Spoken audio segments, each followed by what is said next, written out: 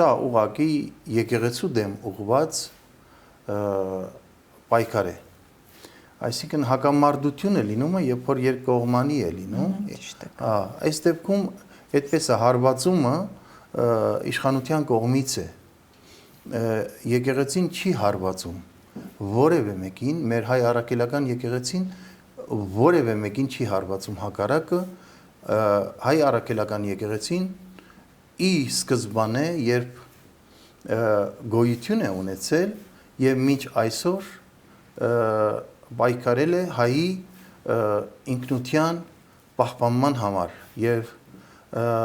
ես հաճախ եմ ասում դրա մասին եւ այսօր էլ գուզենայի կրկնել մենք դարեր շարունակ պետականությունը կորցրել էինք Կիլիկյան թագավորությունից հետո մոտ 8 դար մեր հայ առաքելական Սուրբ եկեղեցին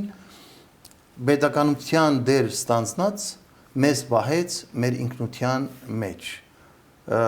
եւ այսօր այս ամենը պատահական չէ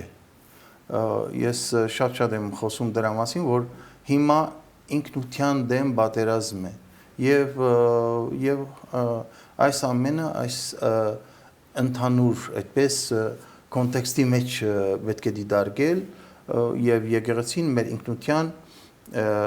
կարևորագույն բաղադրիչ մասն